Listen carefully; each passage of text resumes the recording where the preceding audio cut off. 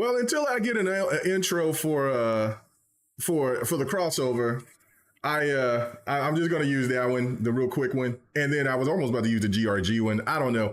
It's Monday. It is what it is. Ham Solo is out. Is back. The crossover is back, ladies and gentlemen. You know what I'm saying? We're just kind of going like just live because we ain't even talk about topics. We ain't go over anything. I just threw some topics in. We'll talk about them. We'll get through it. I got places to be here a little bit later. Ham's got to go back to sleep because he looks tired as hell after a week's vacation. We got to get this man some rest. And then, of course, you know what I'm saying? So once I came from here, I was like, oh, anyway, whatever. But Ham Solo, how you been? How was your vacation, man? You know what I'm saying? I'm glad. I'm sure that, I mean, not right after you have you come from a vacation or is the batteries charged, but I know that you look back and you like, damn, that vacation was definitely worth it.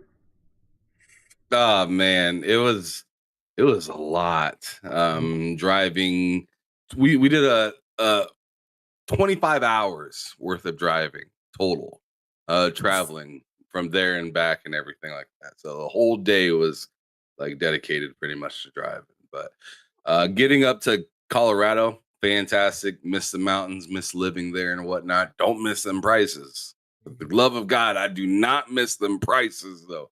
They are outrageous. Just to get like a vape, like I get here for like $20, a disposable one, $35 there. $15 extra. Damn. You almost spending $50 for a man. They are tripping. But anyways, fantastic though out there. Did some Colorado things. Did some camping as well. Drove some razors. And then after I was done with Colorado, I actually did get into a car accident on Saturday. Oh, damn. Yeah, bro. So got rear-ended. I was the fourth person to get hit. So it wasn't my fault at all. Man. I was just there. And I was just like, damn, while I'm on vacation, that's some shit.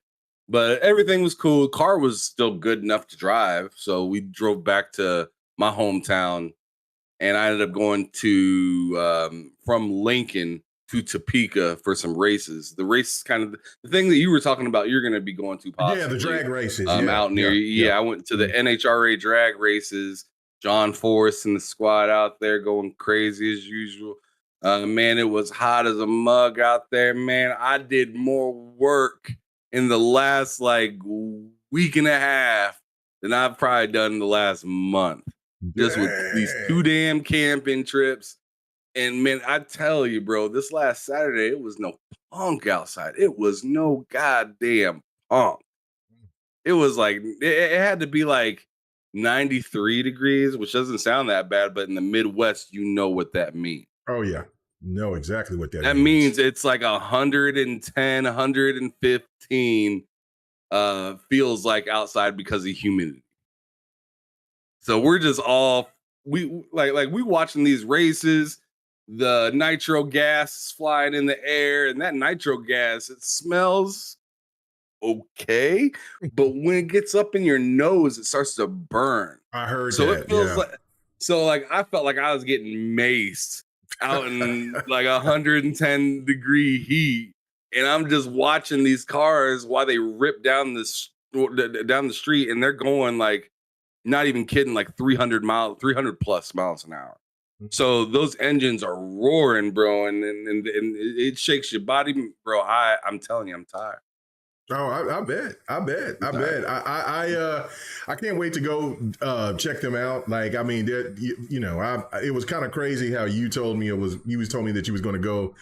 That was going to be one of the places that you was going to go was check out a drag race. But there was a guy that I was talking to at a store, and we just had a conversation, and he was just bringing up all type of races, and we was talking about sports because he has a whole bunch of sports memorabilia. I have some My mother-in-law is a huge sports fan. Like, she loves racing, she loves football, she loves basketball. Like, it's crazy. Like, I've never seen an older woman that loves sports like she does. And so she had tons and tons of memorabilia.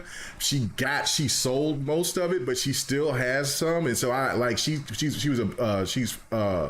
from originally from she's originally from here, from Oklahoma, but she lived in Miami for a long time, for a lot of years. And so she had all this Miami memorabilia, and so then I got some of that stuff. She got other stuff, and I'm gonna hang that up on this wall. People ain't gonna really see it unless they come here to see it, where I'm gonna put all the whole sports stuff, like, you know, where I got signed stuff from Steve Largent.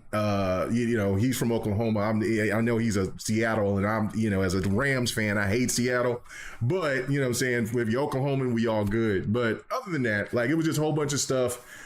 So yeah, no, and he was talking about the drag races and stuff. I was told my wife told me that she's been there before, and she was like, oh yeah, we can go do that. So I'm looking forward to it. I am looking forward to going and seeing that. Not coming up here in a couple of weeks, but in the future, probably maybe sometime next year. But yeah, no, I'm glad you had a good time. Yeah, absolutely.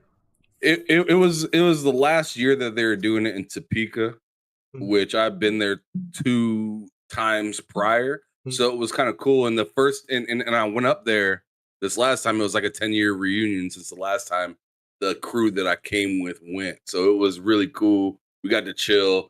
We got to kind of send it off and be like, you know, see you later, because this ain't never coming back, you know, right? Right. But on the gaming tip, I picked up 22 new games between between the original PlayStation, 360, Xbox. I even picked up a Saturn game. So yeah, I picked up a lot of dope ones. I know you mentioned on my post that you seen that the Tekken 3 out there, and yes, it is not the silly what is it called, greatest hits version, where it's only the black disc on the front. Nah, man, I had to get the OG case, right? So it got the fighters and everything on the disc thing, looking mad clean.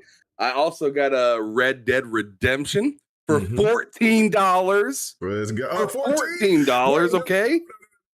Nah, bruh, no, not 14. It's gotta be 60.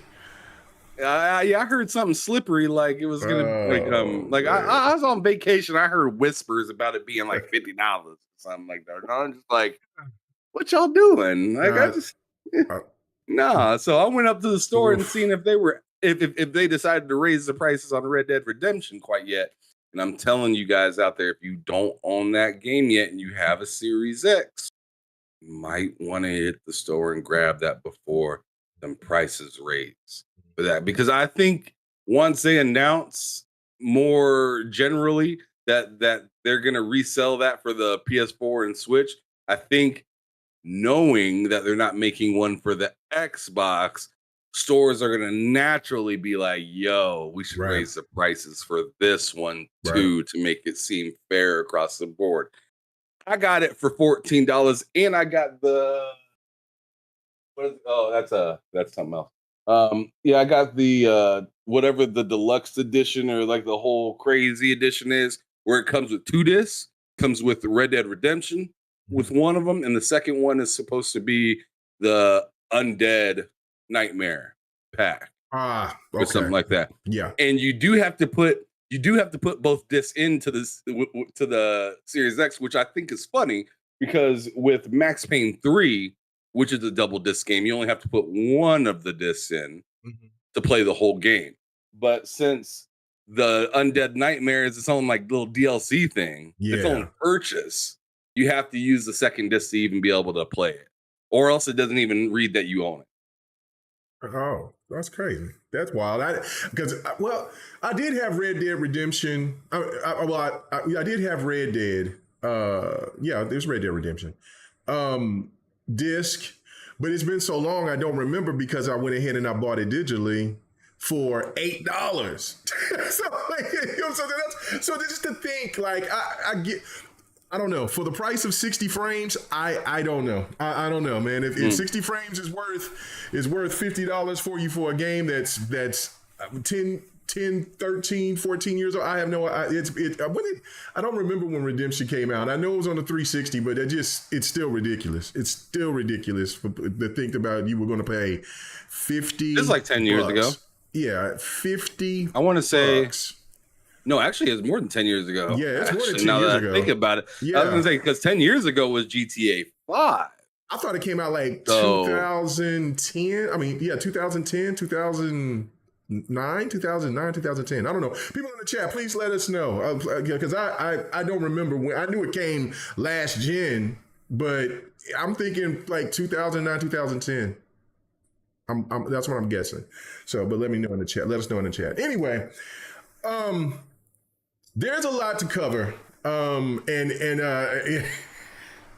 it's crazy. Is there a lot to cover? There's a lot to cover. Put me on game. Okay, man. Listen, I literally closed everything out for like the last week and a half. Like nobody was inviting me to no podcast. It was everything was.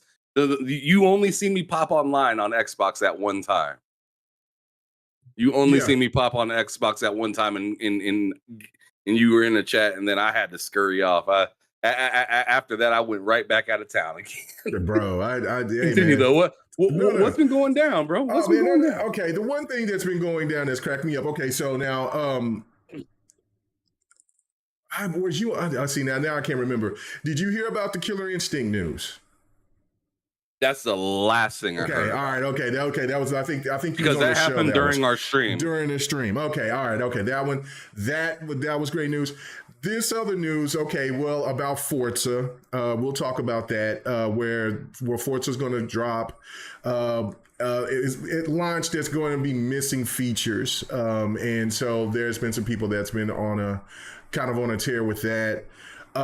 This whole Baldur's Gate thing. Like it's one of these things to me where if this was last gen, this thing would be massive, but because, and this should tell you and show like people who's listening right now to tell you how far Xbox has progressed from the Xbox One to the X Series X generation, just because of the fact of of PlayStation stands that are trying to drill that Baldur's Gate 3 is on PlayStation first instead of Xbox because of the Series S. Like there's been this Series S hate that's just culminating because of the whole split screen thing. It's added also too with the Forza stuff. But this Baldur's Gate thing is really, it looks sad. It's pure desperation from the stands. Okay, case in point. I was just posting something about like from an article that was saying that PlayStation's got a major win because Baldur's Gate 3 is a PlayStation exclusive. It's not an exclusive for one. Two, didn't even come out there first. It didn't even come on PlayStation first. I mean, usually when you're going to do the time thing, we usually don't know when the game is coming out, right? Like, we know when the game is coming out, but we don't know if it's coming to Xbox or not. We don't know if it's going to come to PC or not. PlayStation has it locked down so well that and the media doesn't ask the question, is the game going to come to Xbox? Is the game going to come to PC? They might ask if it comes to PC, but then the studio usually says, well, we don't have anything currently at this time. That's not even the case with Baldur's Gate. We know already that the game is going to come to Xbox. They're just having a problem with the Series S. And the PlayStation community is taking this, not all of them, the stands, are taking this as a win, and that this is such a bad look for Xbox and the Series X, even though Starfield's coming. Ham, what is your thoughts about this? I mean, doesn't it sound like desperation, or do you have a different take on it? No, it does, because it sounds like somebody reaching for a win from a third party category once again. So it's just like, I mean, to me, I get the sentiment of, man, that should be done at the same time. I get that. Right. I agree with that 100%. As for like it being an all out, just horrible thing for Xbox, it's just like, no. It's that, sure, Xbox may have made it harder with the Series S. Sure. Yeah. Developers have to have 2 SKUs that now they have to develop for, right? Right. That's going to be a little rougher for the fans. That's not always great. But hey, we got something that's right around the corner. I'm not tripping. Like, Right and I around the don't think corner. X, Right over the I don't shoulder, think matter of fact. Xbox is tripping at all either. It's just like, yo, we see what y'all doing. We see it's a great game, and that stinks for the fans over here that were looking forward to that. Yeah. But we're literally dealing with possibly the biggest game of the generation, if not for everybody, for at least for Xbox, right? So Mhm. all of their work and thoughts and everything is right where I want it to be right now, and it's on themselves. Take care of yourself first, and then figure out the third party stuff. Right. Right. And So I'm right there with it. Well, right here, like, I mean, I you know what I'm saying, you know, because we kind of was rushing to kind of get this through. And of course, this is my new crack right now. But this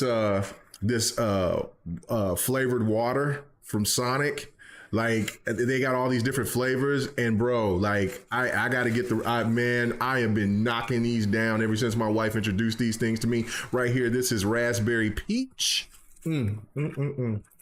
Anyway, but right here, Mike Johnson. He says right here in the chat, and he says it's a PlayStation exclusive by default due to the Series S trash. This is the stuff that we're hearing. This is the stuff that they're talking about.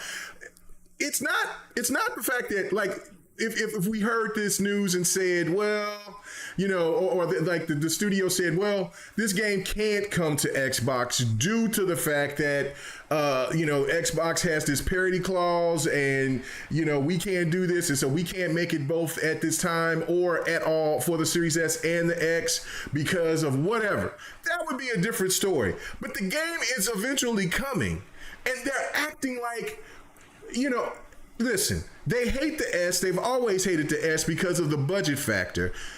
And if you want to make any, if you have any problems with the Series S, it's the fact that, or with Microsoft and how they want to operate the Series S with the parity situation, that's a discussion we can have as well. But to just use this game as a ploy, even though the Starfield is right around the damn corner, Xbox gamers aren't caring right now. That game was not going to be the first priority. There might have been a You're not going to. No, go ahead. Okay, Mega, you're not going to get us to care. You're not. Like, people complain all they want. People can complain all they want. They can call the Series as this. They can call, you know, us having to wait for Baldur's Gate that or whatnot. But Xbox gamers and Xbox as the company don't seem to really be stressed too much about this. I'm just, and as I said, I don't want to paint this as like something that is great or cool because it sucks. It sucks that something has to be in development longer than another console or whatnot. So I'm not discounting that. I'm just saying, like, yo, like, we're fine. We're not starving for games. This isn't this isn't 20 like people are painting this as if this is 2017. Right. This is not that situation. We will get Baldur's Gate. And as a matter of fact, we're getting more things now than we were back then at all. Yes. So like, so having to wait a little bit longer on Baldur's Gate. Sure, I feel bad for a friend that's looking forward to that game, but me, you're not going to get me to be salty about that. No, I understand it's a great score and whatnot. You know what else was a great score? Immortality. I didn't play it at all. Immortality was pretty cool. I don't care. Yeah. Oh yeah, it had like a 96 Metacritic score. It did. That nobody talked about last year. Well, nobody talked about last year. Because showing all they talked about was the nude scene. Woman showing butt ass naked women. All they talked about was that nude scene. So yeah. So I just like a rating for a game doesn't make me just sweat profusely at all. No. I want to see a game that I'm interested in. I'm not interested in Baldur's Gate, so I ain't tripping. I'm interested in Starfield, and that's coming in 2 weeks. And you bet your bottom dollar I'm gonna be all over that. Oh man, I can't wait, bro. The more and more that I think about Starfield getting closer and closer, the better, the more excited I'm become. I was 2 years ago, I was reluctant, like nobody's business. Like everybody was still hype about it. I'm like, I ain't seen enough. I don't heard anything. Then the closer we got, and the biggest selling point was, of course, the direct. That again, and like I've said before, we've discussed it. 45 minutes. I can't remember you showing me 45 minutes of any one particular game, and I haven't been like, okay, I already know how I feel about this game. And 10 minutes, 10, 15 minutes, I'm finna go, sign out. I absorbed every bit. Matter of fact, watched it 2 more times just because I was intrigued to see just the things that game was going to be capable of and what it could do. And it just, the hype has come. And now there's a rumor coming out that's saying that Xbox is going to do a full-fledged, like huge major launch here. I think the week of. And so I guess they're going to show some more content of Starfield. And then I guess they're going to do like the whole big budget thing like they did with Halo 3. That's the rumor that's going on right now. So if they do that, I think people can kind of squash the fact of Xbox marketing with stuff, because as we've seen, there's been some marketing stuff that is not the traditional marketing thing that I think a lot of people is expecting, but they are showing more and more of this game. And I think that they're holding off until the last week so they can really just throw it all in our face and just absorb about how massive this game is going to be for Xbox, especially this year and for this September. Yeah, I tell you, I'm crazy excited for it, but the fact of the matter that you just said that thing about maybe having that launch thing has me even more hyped. I'm looking out for that. I haven't heard anything about that. Like I said, it was just posted today, last week. Yeah, it was just posted today. So nice. That sounds amazing. But I mean, this is like, I think from a writer or something like that, or some kind of insider or whatever. So take it with a grain of salt. But that's what I reposted it earlier. I wouldn't be surprised. No, I wouldn't be surprised either. No. I mean, when's the last time they came out with a game sure, Halo was a big deal. That was the 20th anniversary. Remember? Mm-hmm. Yeah, that's true. So I'm wondering what they'll do for something like newly acquired and something that they themselves have been looking forward to. I mean, they took it away from PlayStation, They took it away from PlayStation and said, this is ours. Gave it extra time. Like you don't do that just to drop it and just be like, hope you guys enjoy it. Right. I feel like they're gonna do. I feel like since you brought that article up, something I wasn't even thinking about. Now I feel like that's actually possible. Yeah, I'd love to see something like that. Support the hell out of it, and we were talking about it a little while ago. Like maybe they'll wait until the actual launch to really go nuts with the marketing of it, and just let all the whispers do the marketing for them beforehand and whatnot. Because the whispers are working. The whispering between all of each other. I mean, people can deny it all they want, but Google ain't lying. No. You know what I'm saying? So, I mean, I'm really looking forward to see how Xbox runs with this new game and whatnot. So I'm excited. Yeah, no. I'm very excited. I was just going to go through. I'm trying to find a tweet that I was having, because I mean, all weekend long, these guys has been chatting back and forth about me just making a point. Like, I mean, Xbox gamers for the most part really don't care. There's just too much to come. Tonight at 7 p.m., ladies and gentlemen, Madden drops. And this is really, I mean, you could actually say Diablo kind of kicked it off, or Street Fighter 6, but I think really this is now the point where the kickoff, the jump off, the true jump off of where there is no sleeping. You know, there's just nothing but gaming, life. That's it. That's it. Because Madden drops, Armored Core drops, Cyberpunk here drops next month. Mortal Kombat 1 drops in a couple of weeks. You know what I'm saying? You got Liza P that drops. You're going to have Sea of Stars if people are interested in that RPG. You're going to have maybe Stray, I think already dropped. And then if the reports come out that it's true that Kena that will come on Xbox, then you got another game that's going to drop. Then you get up into October, and then you got, and then you have those games. You got Forza. Then you're going to have Spider-Man. Then you're going to have Call of Duty that's going to get revealed here this week. And as a matter of fact, I want to kind of sway onto that too. That's a segue to go to ask about if Microsoft got the marketing to that, because I haven't seen any marketing from PlayStation at all, but we have seen it come from Xbox.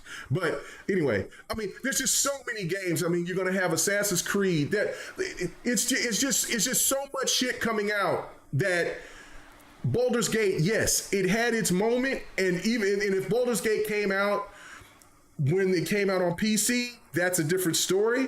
But it's coming out the same day as Starfield.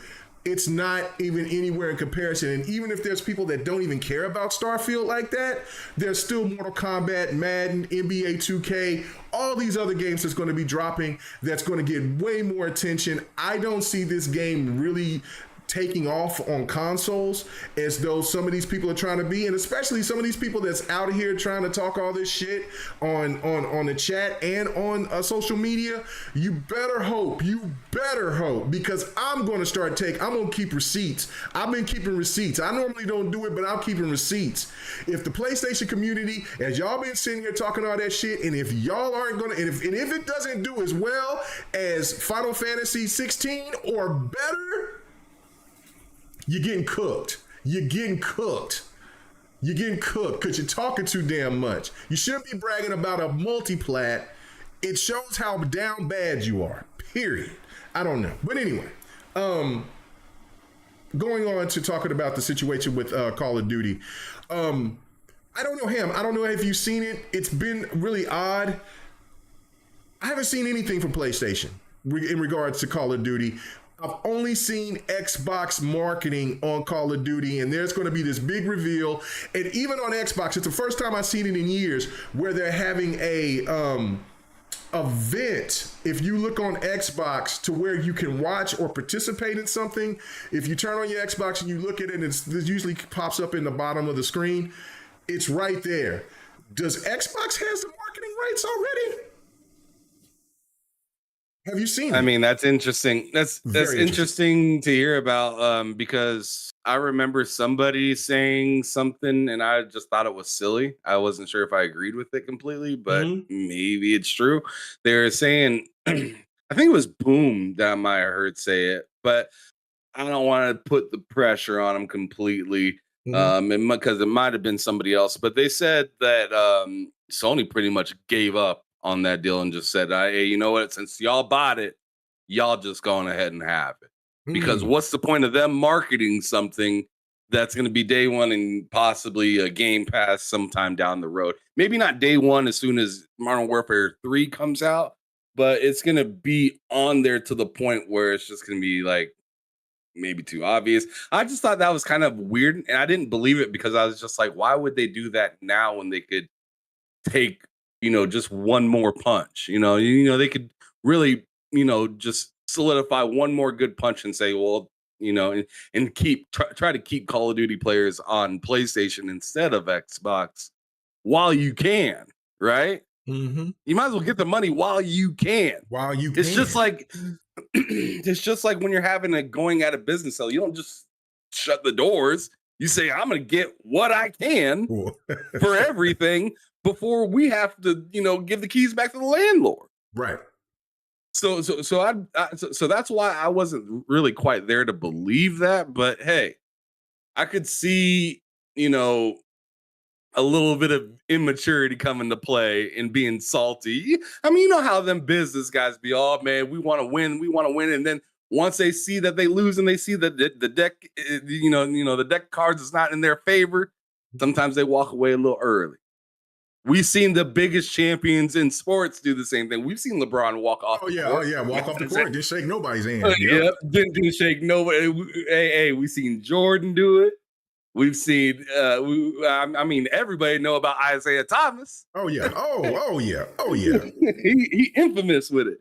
So I mean, it just kind of is what it is, and I'm just wondering. After hearing that, and now you're talking about seeing only Xbox really marketing it, I'm starting to wonder if it's maybe true. Now, I said this on GRG Friday, and shout out for people who you know what I'm saying, go check out GRG. We had real fun show. You know what I'm saying? We had L Boogie on. Speed dating going on. And our boy Viper was trying to shoot a shot. Shout out to Viper. He was over here licking his lips, doing all man. He was trying, man. Hey, man, shout out. He was trying to shoot a shot. He was trying to get L Boogie boy on the team. Boy, he might try to say, hey, man, some pretty Ricky kicking on the background. He did. He was like, yeah, it's 5 in the morning. Anyway, but yeah, it was great. It was great. The line he said at the end was so funny. He was like, El Boogie, he acted like he was the host. El Boogie, was so great for you to come on. You could come on to GRG anytime you want to. We would love to have you. Snap. He ain't never said that before. Never said that. So anyway, but it was fun. Go check out GRG. But I said this. There's a possibility. Smitten. Yeah, he was spitting, boy. He was trying. There's a possibility that during those negotiations, because if you remember, it was 80-20 in PlayStation's favor. So when PlayStation went quick to Microsoft, it was like, yo, hey, can we get that 30-70? I'm sorry. Can we get that 70-30? You know what I'm saying? And then so Microsoft probably did the finesse and said, okay, sure.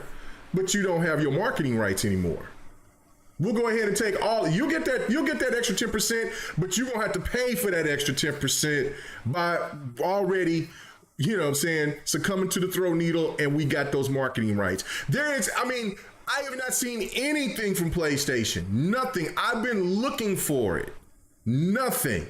So I'm thinking from that standpoint, where if it's, you know what I'm saying, when it was 80-20, when Sony was over there beating the dog shit out of Xbox, recouping that money, they were like, no, we can't keep that same deal. So they switched it up, and I guess Xbox was like, oh no, we'll get the marketing back on our side. So that's just one of my theories. And I mean, until we actually see something, maybe once this event comes out here later on this week, gets shown and revealed, I think then the true test will be right there to see if it's going to be if the marketing is going to be back with Sony or if it's officially with Xbox. But so far, we just seen nothing but from Xbox. It's pretty interesting, and the deal is not fully closed yet, but this actually kind of just shows people this deal is done. This is all over. Like you wouldn't make those type of moves if you thought that the CMA was going to do anything to hamper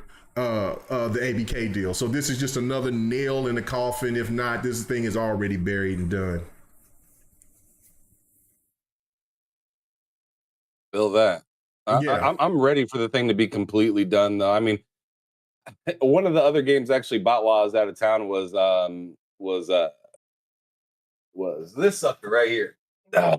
Yeah, so this guy. Let's go. It was $20 still, right? And it's incomplete. Not even complete. $20. I was like, man, this is expensive. Then I seen another one that was like $30 at a different store. And then they came out with one I didn't even realize that they had, that was Black Ops 1, 2, and 3 all on one disc. That sucker was like $40. I was like, Call of Duty, y'all tripping. Like, or not y'all tripping, but like these stores were tripping, right? That's what I was thinking, right? Man, tell me why I went home, slipped Black Ops in, right? And then, when you go to the multiplayer, it's like, yo, you should get what Nuketown Right. 2025 or whatever it's called. Yeah, you should get Nuketown 2025. It initially tells you that as soon as you try to get into multiplayer, if you don't have it downloaded already. I went to go download it, and while I went to go download it, it tells you to go back into the the marketplace, right? To receive the download. Mhm. I was scrolling and I was like, I didn't see that right. That wasn't right. And I went straight down, hit the download, and I was like, let me go back up and check that price one more time. Because I don't think I'd seen that right. I thought I'd seen like 29 or something like that. I scrolled back up to the top of the page where you can buy the game digitally.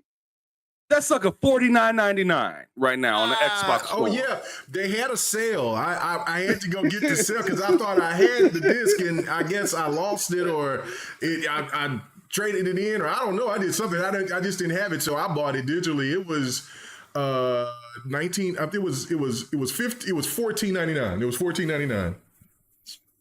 And so it jumped up to 50. It's 49 right now. Black Ops 2 in the Xbox marketplace is $49.99. And I backed out, went back into it because I was like, this ain't right. This can't be the right one. And it was that. And I was just like, man, ain't no way I would have spent 50 digitally on a 360 game. Crazy. But if you go into the reviews, because there's been recent reviews because it's been getting played so much recently, right? On the reviews, it's just 5 out of 5, 5 out of 5. This is the best Call of Duty ever. Man, I have never played this one. This is the best one. And I'm just like, goodness gracious, man, that's wild. Yeah. That's wild. So what I'm seeing them reviews being like that is backwards compatible. That price, Xbox, they're like, yo, people are buying this. We ain't changing it. Like they put it on the sale for a little bit. You copped it because you were like, I ain't doing that. No. But when they put back the price to the I bet your bottom dollar people were still buying. And that's crazy. And they always try to, and there's always people that's trying to make the point of, well, people don't play old games. And people, listen, sometimes for some people, older game, they might not have, like you said, in some of those reviews, that they've never played that version of whatever. They may have played COD, but they haven't played that one. And just also just for nostalgia purposes, like some people will just, oh yeah, I remember I played that. And then once people are hyped about something, and then people just get intrigued and they're like, oh, I gotta get it. I gotta have it. And yeah, they might only play it for a weekend or for a few hours, and then they'll put it back. But the point of it is, they still bought it, and it still is that interest of just those old games. I get it. I get that nostalgia all the time. That's why I'll find myself like for games that I may haven't beat or just maybe sampled a little, and then maybe just like I'll go back to those games that's maybe 5, 6, 7, 8 years old. And then play them, and then just have that just love for it, and then beat it just because, I don't know, man. Like I don't get this whole thought process from certain people that old games aren't special or they aren't interesting or that it's a bad thing to enjoy older games. Like I don't know when we get to that point. I guess maybe it's because it's a PlayStation thing, and they try to tell you that only the new games and the games that look a certain way is only the best. But even at that point, they contradict themselves, and they'll keep rebuying the same game just with enhanced graphics. I mean, it's still the old game. The story doesn't change. Nothing else changes except the graphics. That's it.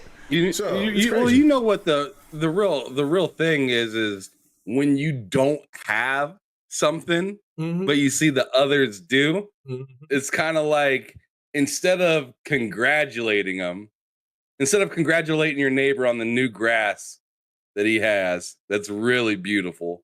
Yeah. And yours still looks, it's fine. It's manageable. There's nothing wrong with it. It's just not, it's just not providing you with anything that the others might be getting, right? Right. It's giving you what you need, but it's not giving you some of the old stuff that you may have liked or something like that. So the first thing you're going to do is just be in denial about it if you're a hater. The first thing if you're a goddamn hater, you're just going to be like, you know what? I didn't need that shit anyway. It's all good. We fine. We eating good. Look over and it's just like, yo, you eating good until you ain't and until you run out of food. Right. And as of right now, it's just like I'm seeing PlayStation fans looking at other people's plates. They're looking at third-party plates and saying, "Yo, that looks good, and I want to eat it." and they're eating it. They're eating it just fine, right? But you can't say, "Yo, I mean, you can't go and buy a hamburger helper, pour it in the bowl, serve it up, and say, "I'm the chef." You can't do that. That don't work. That don't work. You got your ingredients from Betty Crocker. You didn't create this. You know what I'm saying? Like, quit acting like you nurtured and cared for Baldur's Gate because you know goddamn well that this game getting to them high numbers is making Spider-Man look suspicious. And nobody wants to talk about that. Nobody wants to talk about that because they're so busy talking about Starfield, this, that, and the third. Well, the game that you're hyping, Baldur's Gate, is coming to Xbox. You know what's not coming to Xbox? Starfield? No. Spider-Man. What's not coming to Xbox? Oh, I thought you were talking about, talking about stuff what's coming to PlayStation. Oh, yeah. What's not coming to Xbox is Starfield, or not Starfield, Spider-Man. Spider-Man, you're right. I don't hear anybody saying nanny boo-boo about that. Nope. What are you going to nana boo-boo about a fucking Baldur's Gate for what, a couple months? I'm just saying, like, it ain't no goddamn thing. People are making a big deal out of stupid shit. And I tell you what, if PlayStation did backwards compatibility somewhat near what Xbox did, I would be stoked. If I could grab my PlayStation 1 Space Jam game, or fuck that. Let's go first party. If I could grab Game Day 98 and throw it in my PS5, instead of having to have a wall full of old ass PlayStations, I would 100% do that and keep the PS3 and PS whatever in the box, or just off to the side for looking purposes or something. You know what I'm saying? But instead, you know what I find myself doing whenever I go shopping for games nowadays? Yeah. I'm looking for what isn't supported on the Series X. And I tell you what, it's hard to find games that I really want to get that isn't supported on the Series X. It's pretty wild. It is 360 games, OG Xbox games. I mean, there's still a lot of them out there that I still want. Right. I mean, hell, I bought Gears just this last week. I bought Gears of War 1, 2, and 3. K-Mega, I can play that already. I didn't have to do that. Right. I just wanted a hard copy of it, but I didn't have to do that. And if I wanted to, I could throw that disc in there and just I could turn off Game Pass. I can cut Game Pass off and throw that 360 game in there, and it's just fine. You know what you can't do? Shut down your PlayStation service and play a PS1 game. Oh, shit. Tragic. It's tragic. Let me... same old problem data. He says, don't you have receipts about them calling other CRPGs top-down trash when they had plenty of games? See? Like, I mean, I don't understand this with any of this. Spider-Man, they've been hyping up Spider-Man like I don't know what for the last 2 years. They've been hyping up Wolverine for the last 2 years. All of a sudden, Baldur's Gate 3 has this high rating, and I guarantee you, they're gonna use that as though that because it's a technically timed exclusive at this point in time as a win. What? And disregard Spider-Man until Spider-Man comes out. But I tell you, and I'm still going to continue to say this, if that game Starfield has a 90 plus meta, 90 plus, it don't have to be, it can be just a 90. All hell's going to break loose. All hell's going to break loose because not only that you're going to have the Xbox community go crazy, but you're also going to have the stands try to use Baldur's Gate as a win, and don't let Spider-Man be an 86 or 85 or 87 or something like that.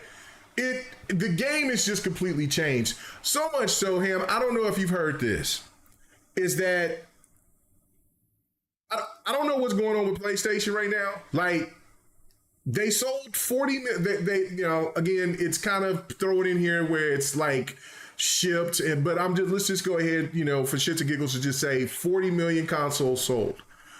That is something that they were all week long. They were touting about, talking about the 2-to-1 ratio. What happened to the Series X, to the Xbox just fold 10, all that stuff, right? But then within the same week, PlayStation stocks went down. PlayStation dropped information that said that they didn't meet their first quarter sales expectations. The PlayStation VR 2 is pretty much dead in the water. They don't have a lot of content that people care about. You also hear that PlayStation announced that they're not going to release their PSN numbers any longer because they lost subscribers. And on top of that, they had a shitty year in games.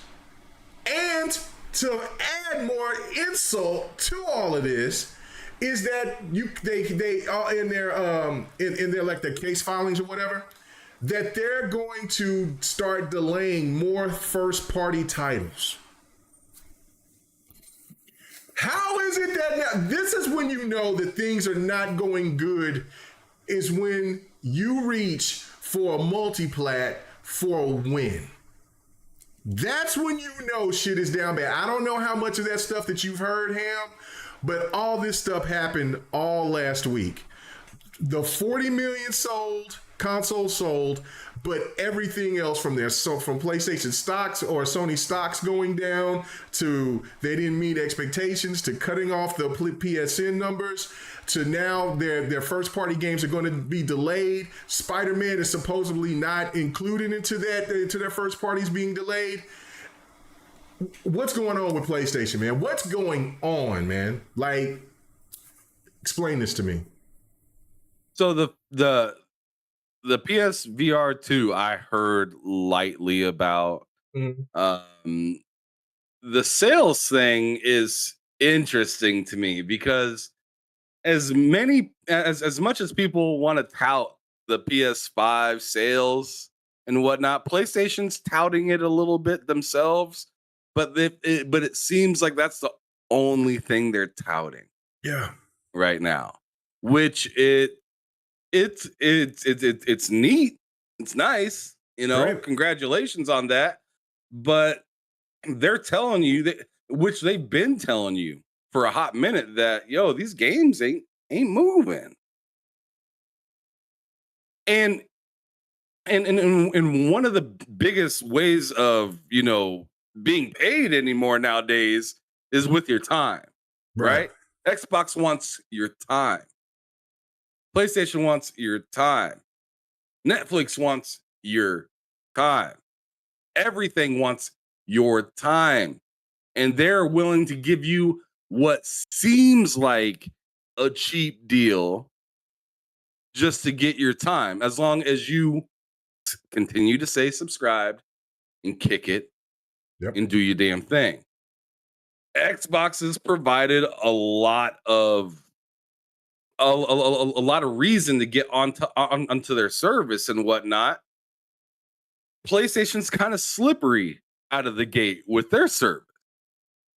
I mean, I don't know how much upgrading they've done, but the last time I checked, they only had like one PSP game, a few PlayStation, 1 and 2 titles and stuff like that. And I mean, if you're somebody that's subscribed to Game Pass and you live in a house where you own a PS5 as well, you're probably rocking Game Pass over PlayStation Plus Premium just because of the deals that are there.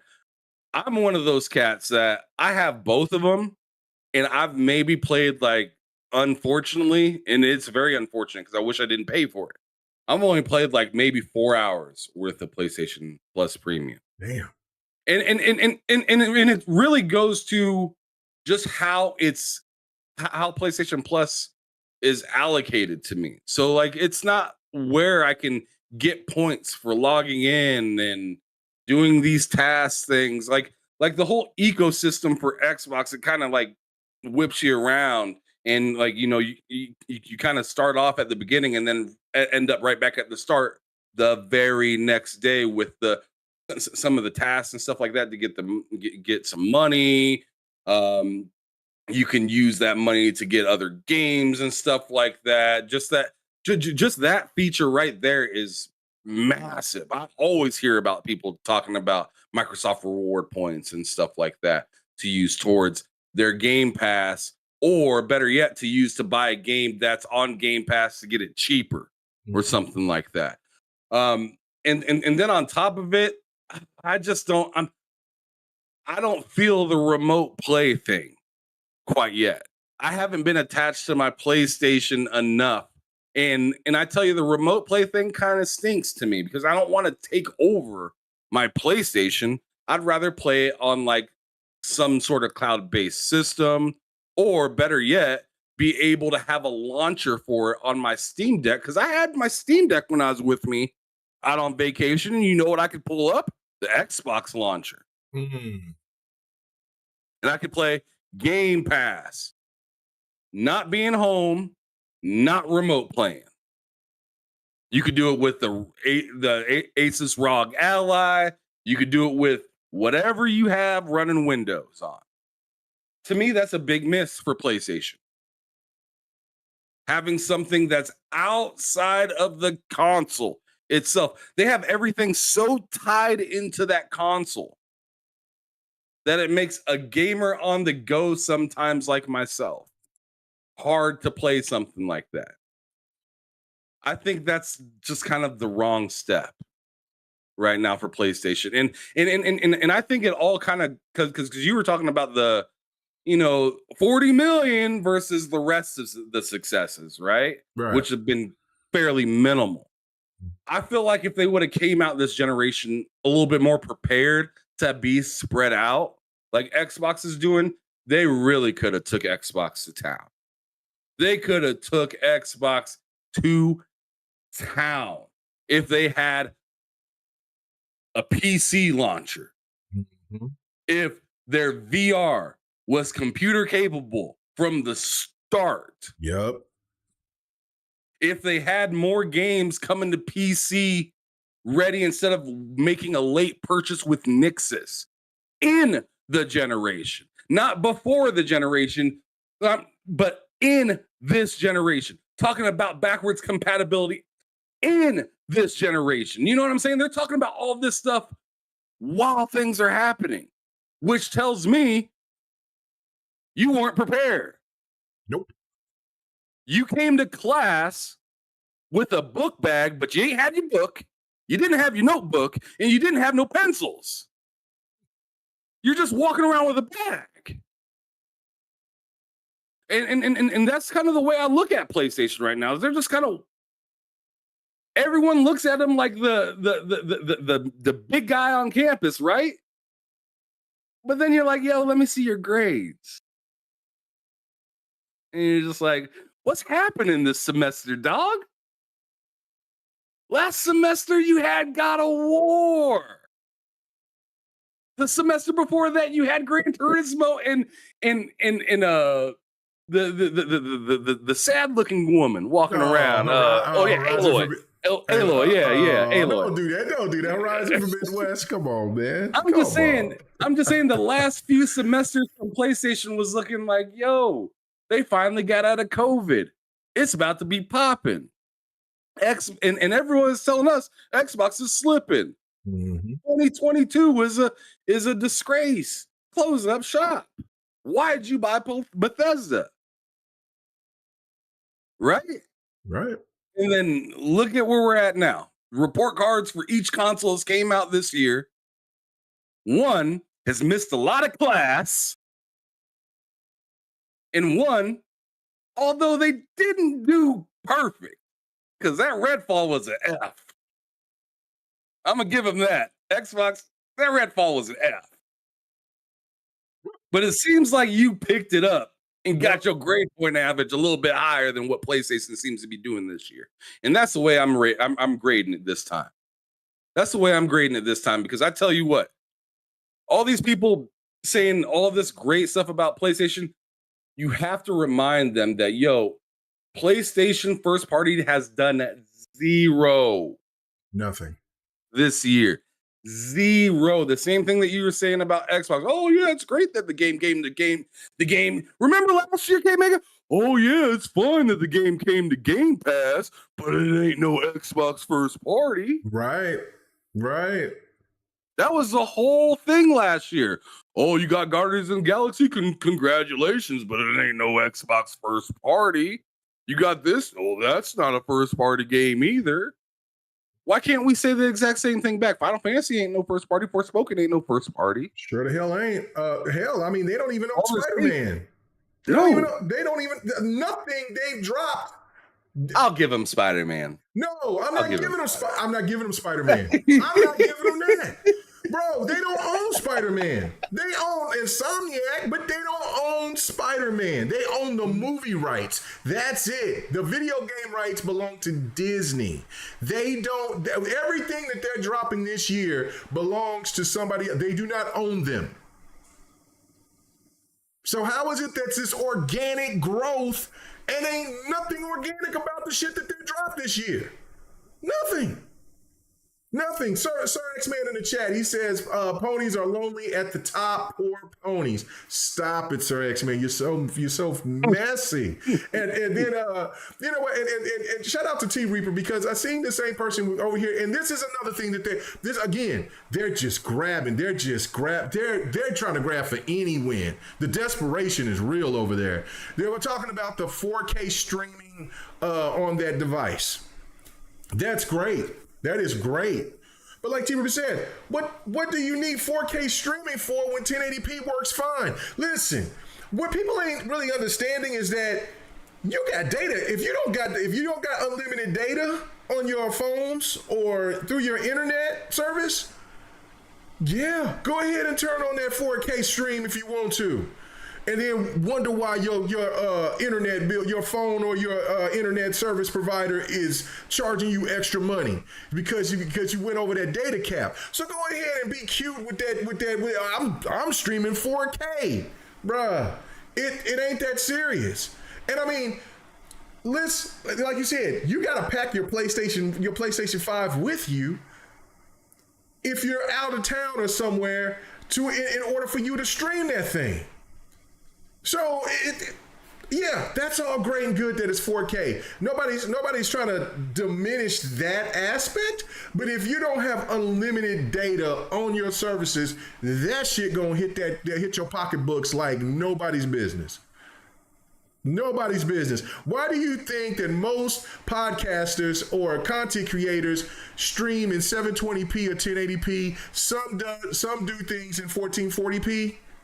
But very rare you see 4K.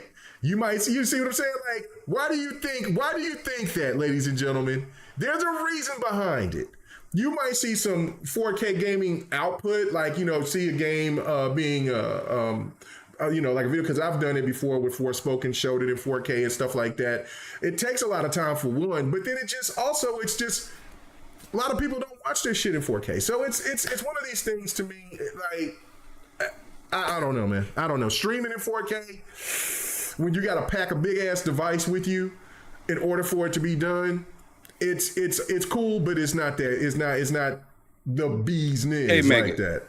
Okay, Mega, it could be $250, say 8K, 120 FPS, HDR, and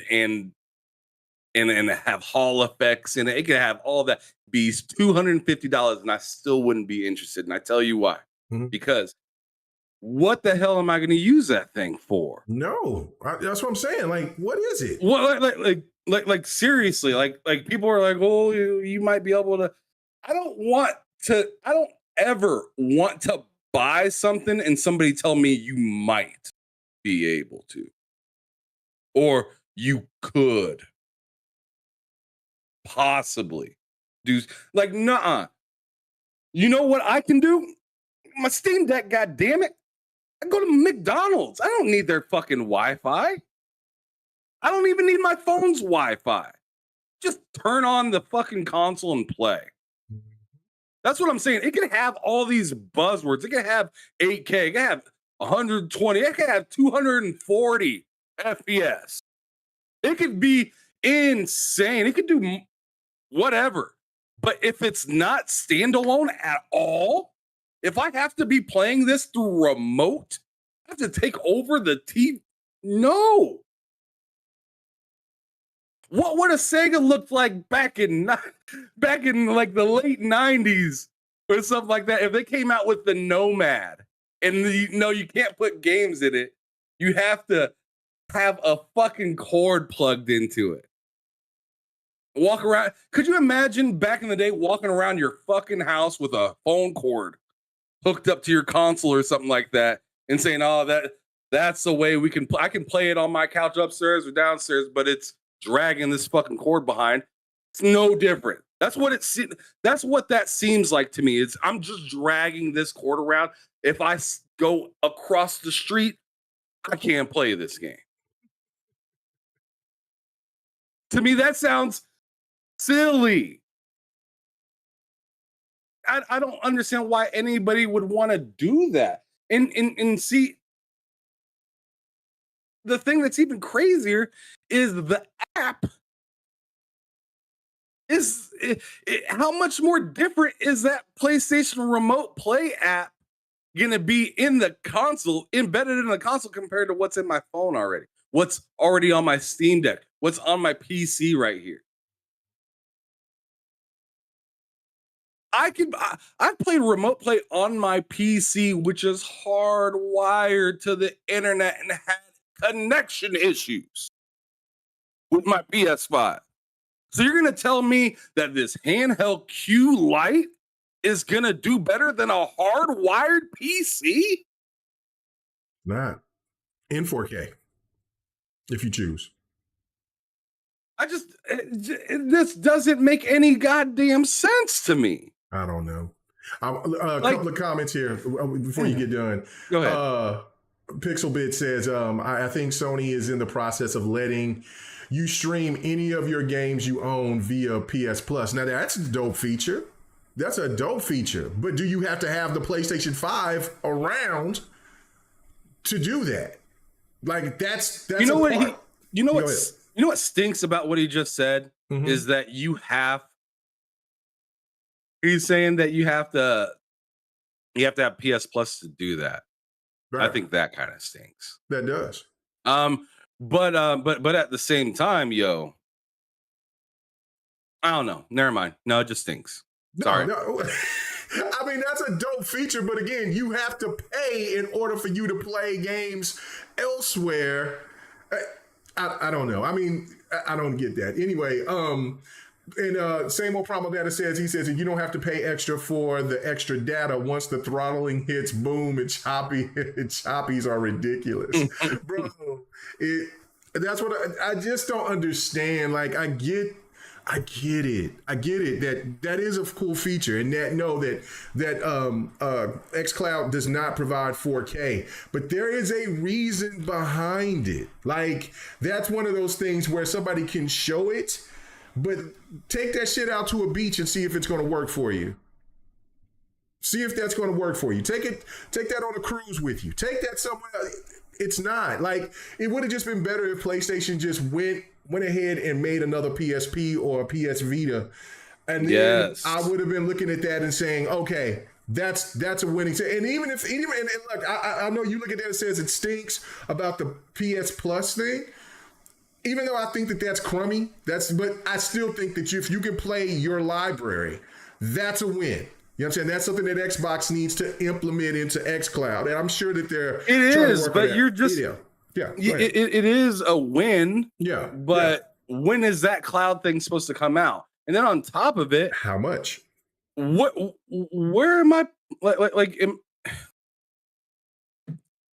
is this gonna be an app that is installed onto my phone separately?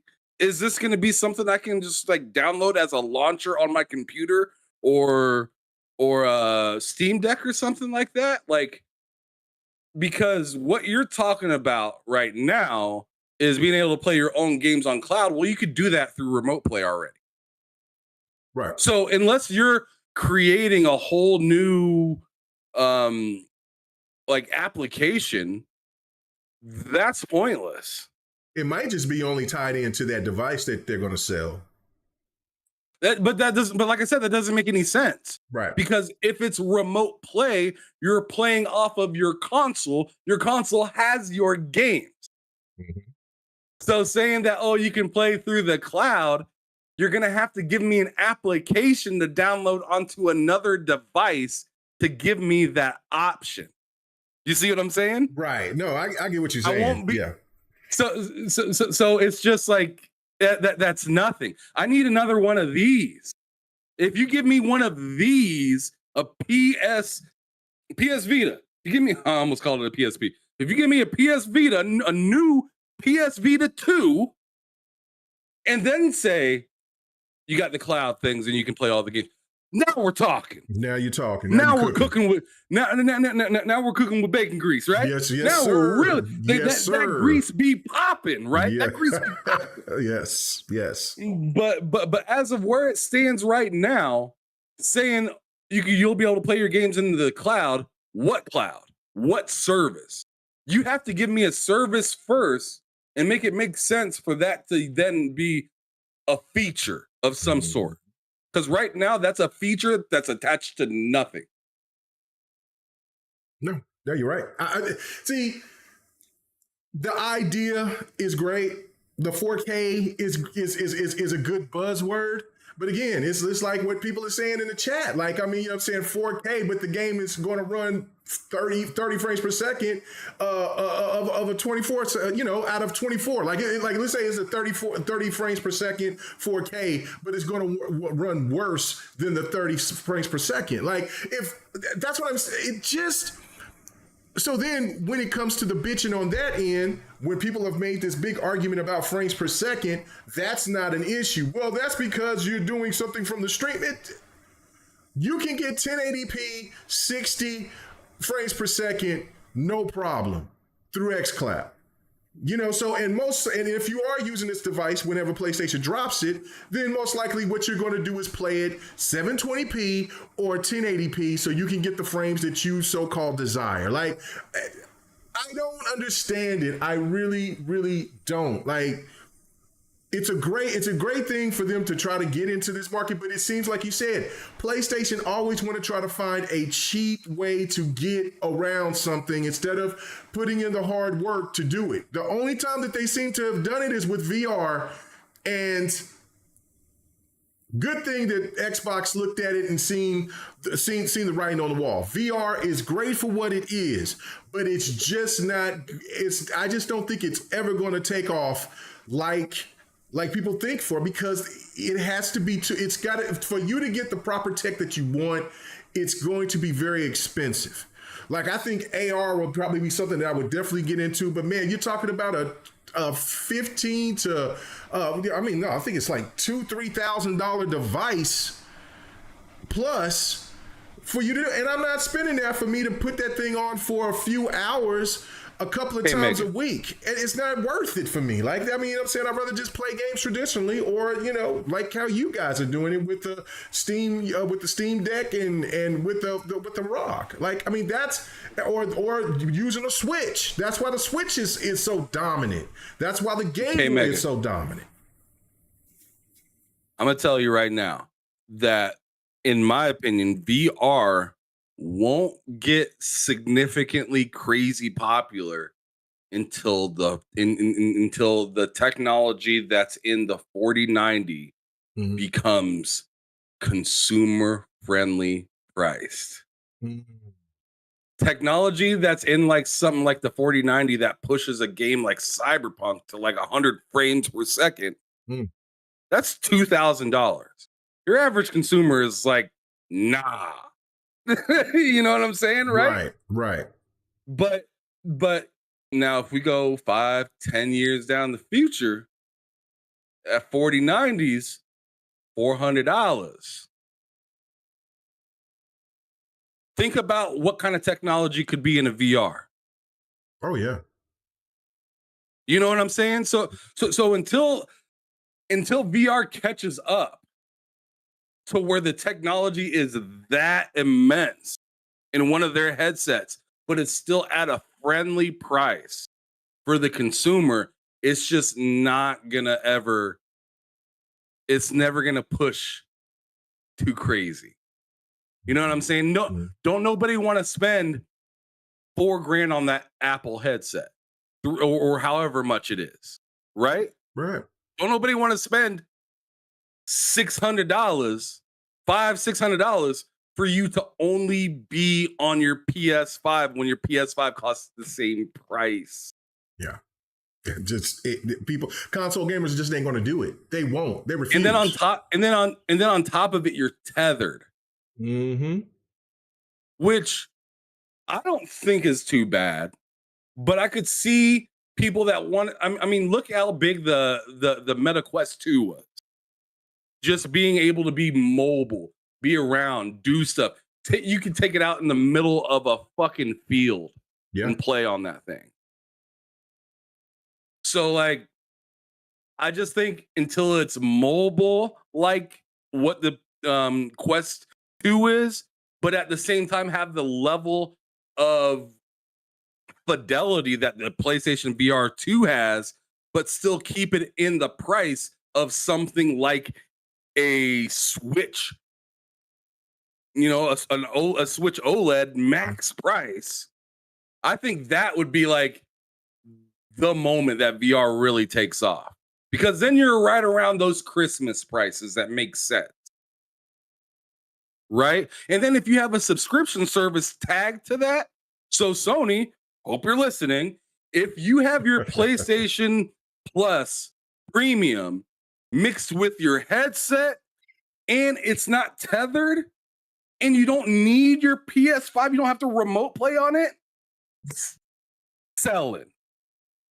That is selling. Yep. Right now, it's tethered.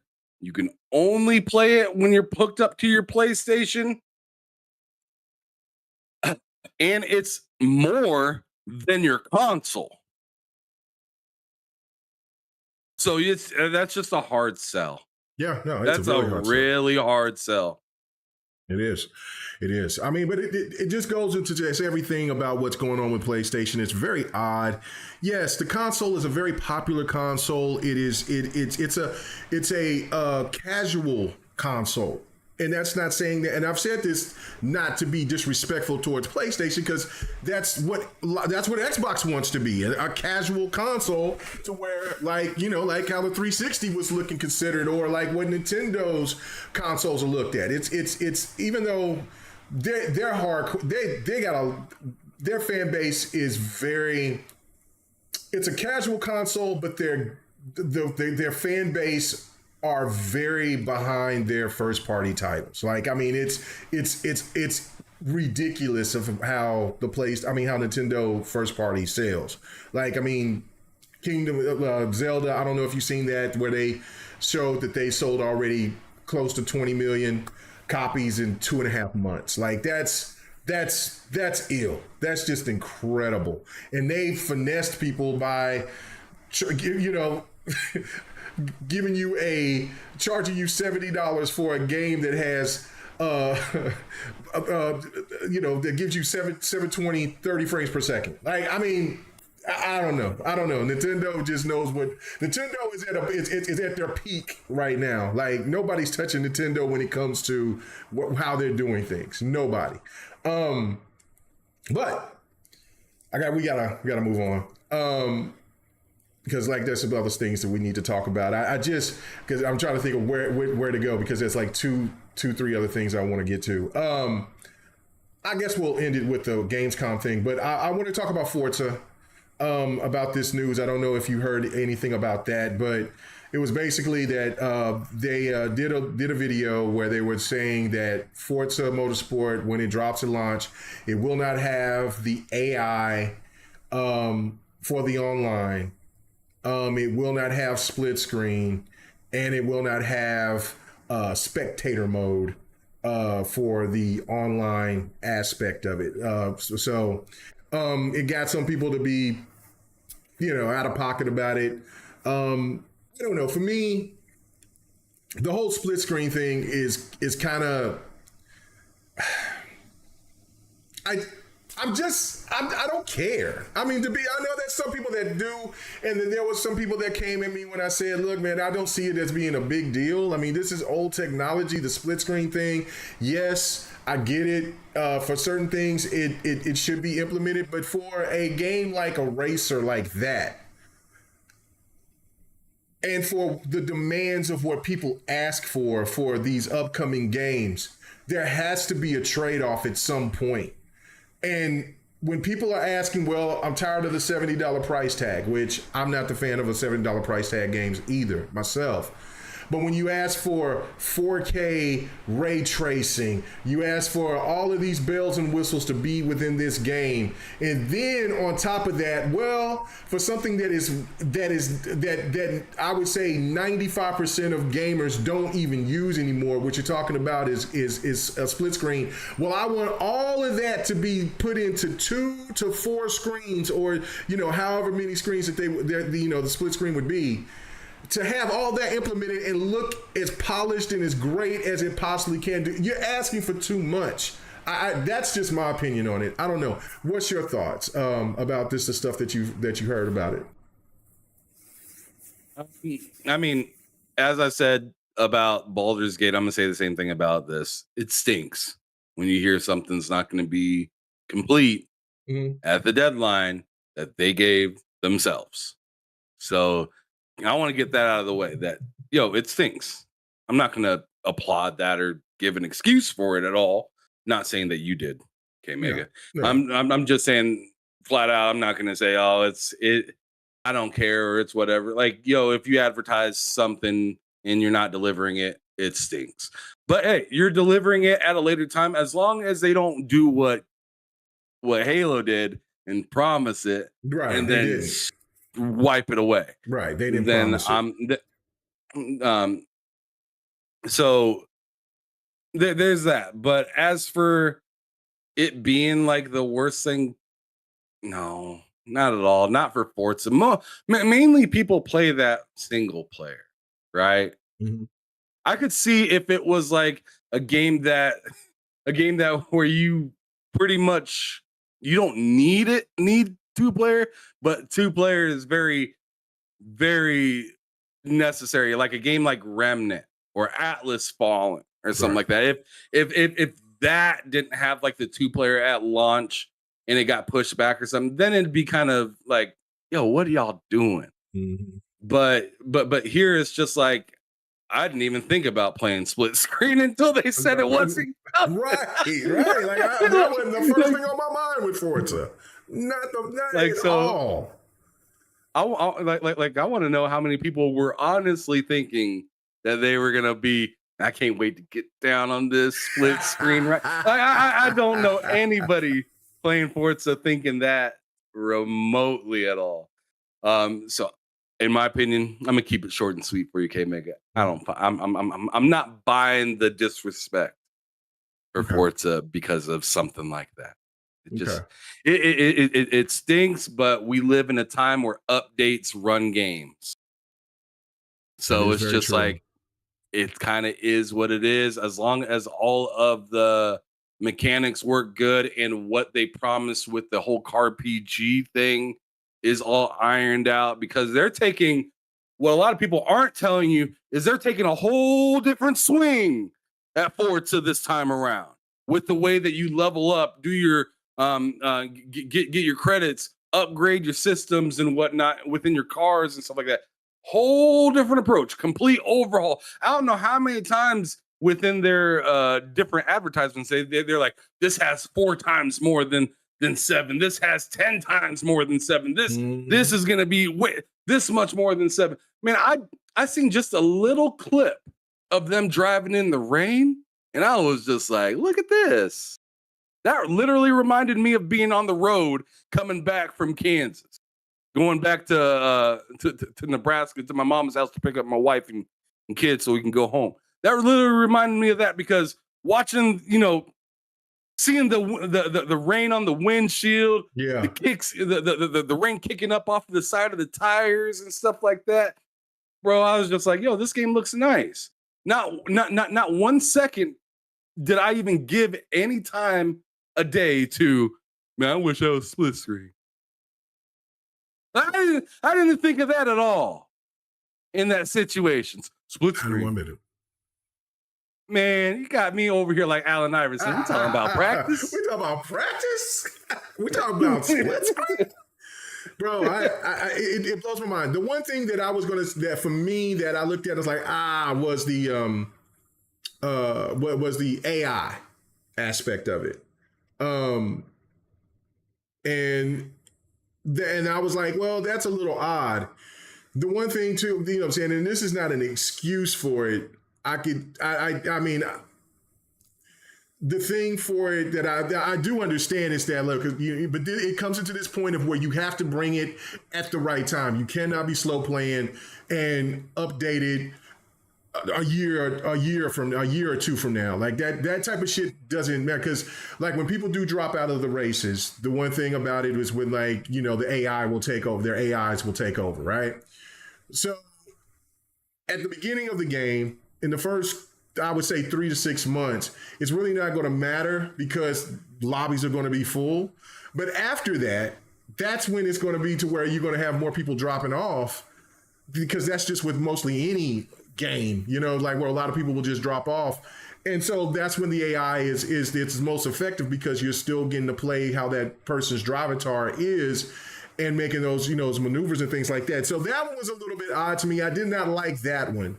The spectator mode, I'm like, I don't ever watch spectator mode, so it's not like, I don't care. Like if I want to watch the race, I'll watch somebody stream it or something like that, or something of that. Yeah, but to me, it's just watching this online spectator, because it's not like the kind of like spectator mode overall. It's like implemented into the online, so it's kind of weird. I've never used it, so it's not. So I don't really know too much about it, and I haven't seen too many people complain about that. It's been mostly about the split screen and then the AI. I don't know. I mean, it's like you said, we're in an age where where updates is just part of what gaming is, and there's not a game that I don't think that's come out that's, well, except for I would say Baldur's Gate 3, is where the game comes out and it doesn't need some type of update of some sort because it's already complete. Now, I mean, there's been some updates for Baldur's Gate 3, but it's not been anything like content-wise or anything that was lacking from that end. And especially as many years that this game has been in development, you would think that they would have certain things in there. But I do agree with what I believe. Who was that? What's going on, Don? What's happening with you, brother? Hopefully, I was going to hit you up today and see if you was good to do a Devin the Gamer tomorrow. let's see. I forgot who it was. Maybe it been Z Black Rider, but it was somebody who was saying like, oh yeah, it was him. He said Xbox needs to learn to keep their mouth shut sometimes, and I agree. I agree.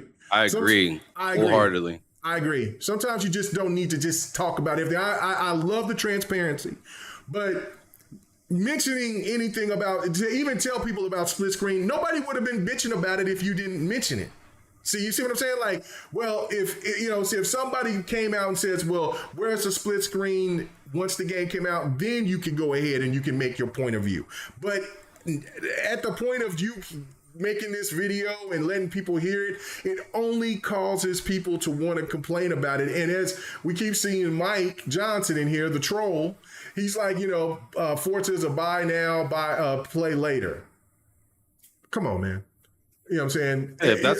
If that's the way you want to do it, then that's your prerogative. Yeah. But I tell you what, I tell you what, like it's just literally like this day in gaming is literally uncertainty. It just is. It is what it is. You've seen how confident Final Fantasy 16 was when they were coming out. We built our game so great that we don't need a day one update. And what happened? They got a day one update. Right. So in doubt, they said that literally not long before they were launching the game. And then, oops, we need a day one update for something else.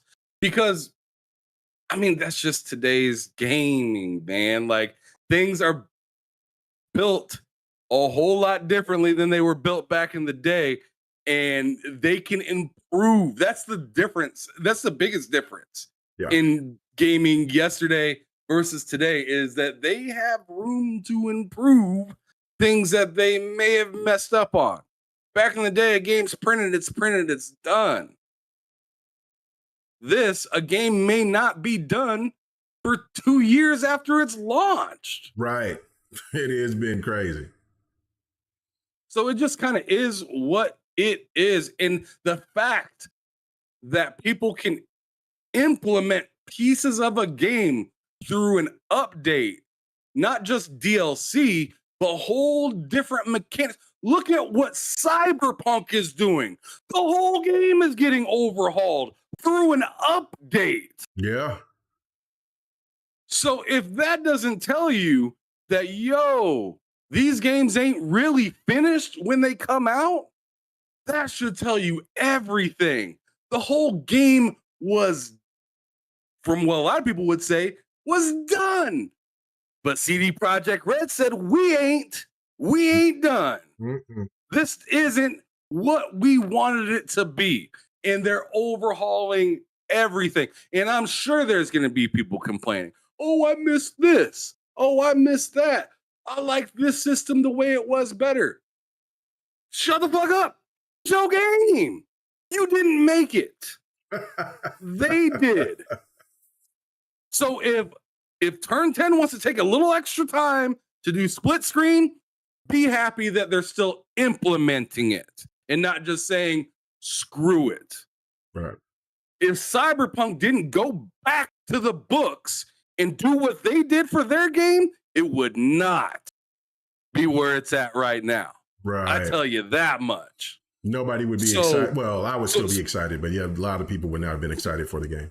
So all these later implementations, sure, is it something that I personally like? No, of course, everybody wants, their groceries to be ready when it comes down the goddamn belt, right? Once it's in the bag, it's good, right?